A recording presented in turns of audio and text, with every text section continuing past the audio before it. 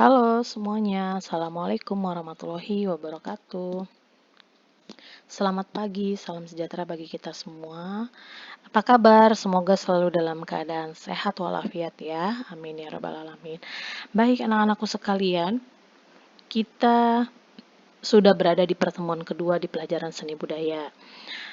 Minggu lalu kita sudah berkenalan ya.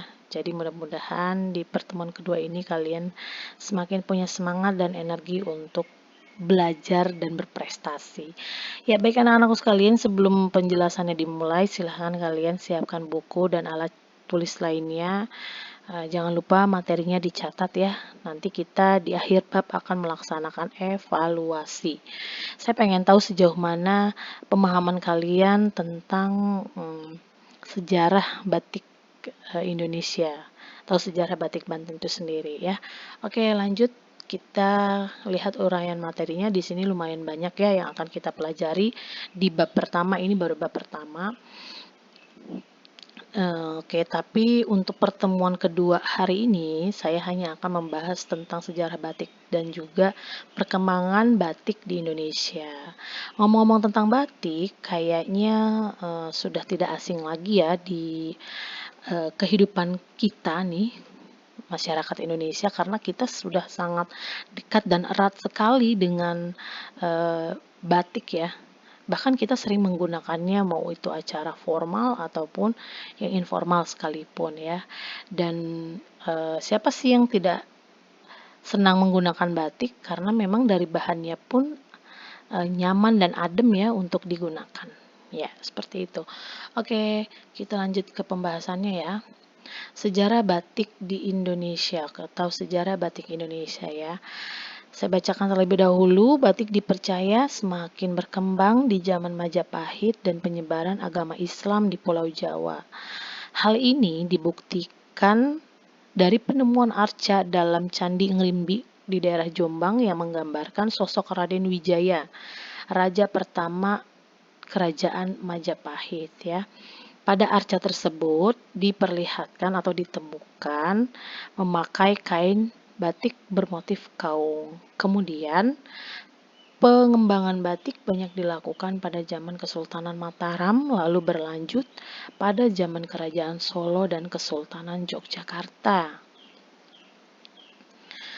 Poin yang ketiga, kesenian batik meluas dan menjadi milik rakyat Indonesia dimulai dari abad ke-19. Dan batik yang dihasilkan pada saat itu yaitu batik tulis.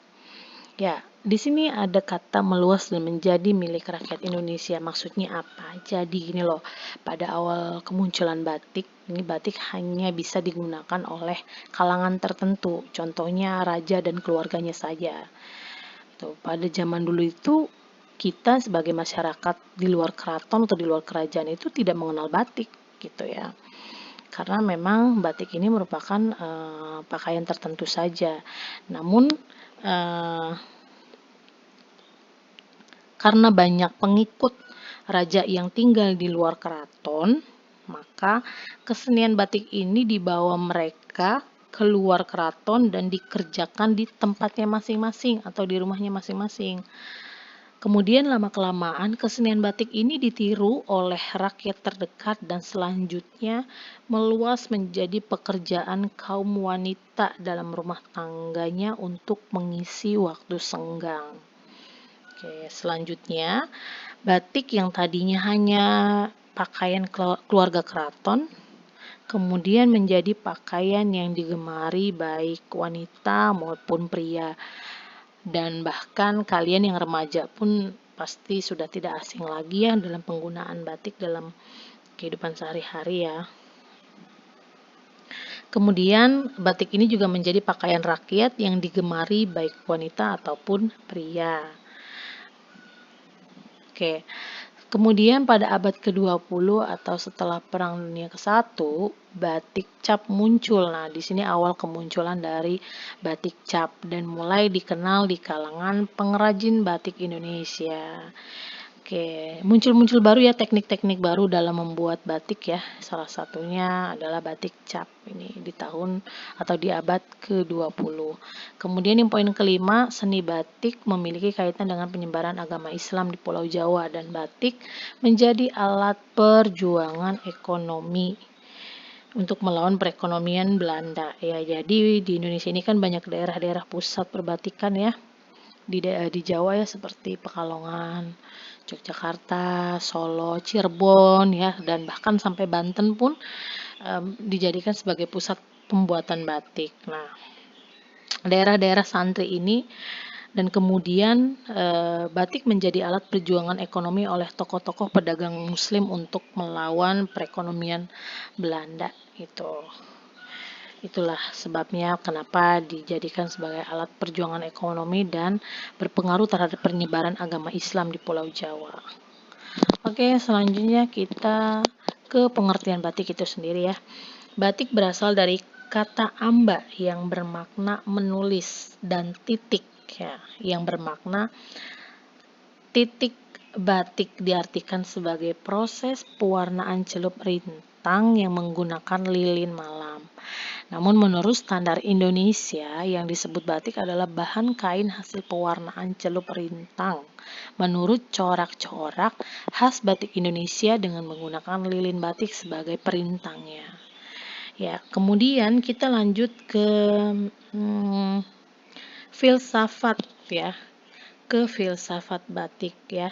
Seni batik di Indonesia ini berakar pada filsafat budaya agraros. Agraros itu berasal dari kata agraria ya atau pertanian ya.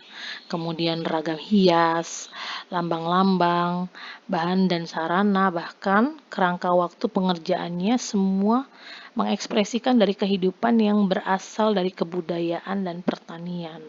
Seperti itu. Selanjutnya kita ke, nah ini ada keterangan gambar, tadi saya sudah sebutkan ya, arca candi Ngerimbi. Nah ini seperti ini ya, dan ini motif dari bunga kaung ya. Kalau yang tidak tahu, bunga kaung itu adalah pohon aren ya, yang mana aren itu bisa menghasilkan gula merah dan sagu. Itu. Dan juga nah ini batik dijadikan sebagai hiasan pada daun lontar nih, kalian bisa lihat ya. Oke, next kita lanjut ke perkembangan batik di Indonesia, dimulai dari zaman pendudukan Jepang ya, tahun 1942 sampai dengan 1945, yang mana pada zaman ini lahirlah batik dengan gaya hokokai, gaya pagi sore dan gaya terang bulan. Ya, gaya-gaya ini memiliki keistimewaan sendiri dan masih diikuti sampai sekarang loh. Kemudian pada tahun 1950 muncul kain batik tiga negeri yang merupakan unsur batik tiga daerah, yaitu corak klasik Surakarta, Yogyakarta, dan Pekalongan ya. Dan menurut mitosnya ya, batik tiga negeri ini punya mitos tersendiri ya di antara batik yang lain. Jadi mereka ini kan mempunyai warna dasar merah, biru, kuning atau warna-warna cerah ya. Dan warna merah itu sendiri dihasilkan hanya dari satu daerah. Begitu juga dengan warna biru dan warna kuning ya. Jadi mitosnya apabila misalnya kita mau menghasilkan warna merah, misalnya warna merah itu dihasilkan dari daerah Solo ya, tapi kita membuat warnanya di daerah Yogyakarta, dan biasanya hasil yang warna yang dihasilkan pun tidak sesuai atau tidak sama seperti warna yang dihasilkan di daerah asalnya. Itu hanya mitos ya. Kemudian di tahun 1950 kain batik mulai digunakan sebagai bahan pakaian ya. Terus di tahun 1950 juga muncul Koperasi Batik GKBI atau Gabungan Koperasi Batik Indonesia. GKBI ini dibuat untuk menjadi wadah ya, agar menghimpun semua pembatikan kecil untuk membantu memperoleh bahan pewarna dan juga kain mori itu sendiri atau kain batik ya. Jadi ini merupakan salah satu wadah atau komunitas untuk mempermudah pembatik kecil ya memperoleh pewarna bahan batik dan juga kain untuk membatik. Kemudian di tahun 1955, Presiden Soekarno memprakarsai dibuatnya batik Indonesia yang membawa pesan persatuan, dan motif batik ini pun didesain langsung oleh Haryo Nagoro Gotik Swan yang merupakan eh, seniman yang cukup mumpuni yang terkenal di beberapa kalangan pembatik ya. Karya-karya dari Haryo Nagoro Gotik Swan ini sendiri. Kemudian kita lanjut ke tahun 1958 ya. Pemerintah Indonesia mendirikan pusat penelitian batik di Yogyakarta.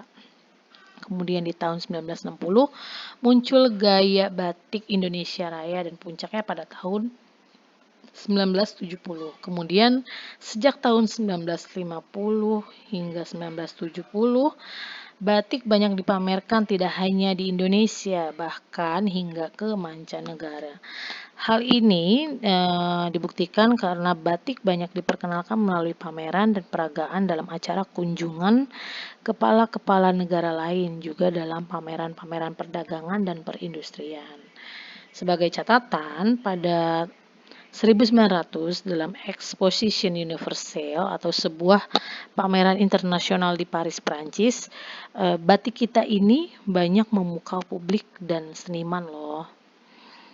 Ya, jadi kita masyarakat kalau orang lain saja mengapresiasi, maka kita harus lebih mencintai kearifan lokal budaya kita sendiri ya.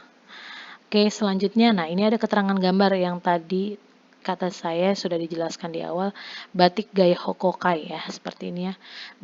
Kalau kalian dengan jeli paham dengan batik asli Indonesia, pasti sangat berbeda ya motifnya ya. Kalau ini kan lebih banyak menggunakan motif bunga sakura dan juga menambahkan motif dari hewan seperti hewan kupu-kupu ya. Dan warna-warnanya pun lebih cenderung warna-warna cerah. Sedangkan kalau batik Indonesia itu kan warna dasarnya dominannya adalah warna coklat. Dan ini juga yang sebelah kanan kalian ini batik tiga negeri ya. Batik tiga negeri hampir sama dengan gaya Hokokai, cuman ini motifnya lebih besar saja ya. Dan untuk warna dasarnya atau entah itu warna dasar ataupun warna motifnya, tetap mereka menggunakan warna kuning, warna biru, dan ada unsur warna merahnya seperti itu. Oke, anak-anakku, sekian penjelasan dari saya. Semoga kalian paham. Dan sekali lagi jangan lupa dicatat materinya ya, dan semoga ilmunya bermanfaat. Terima kasih. Assalamualaikum warahmatullahi wabarakatuh.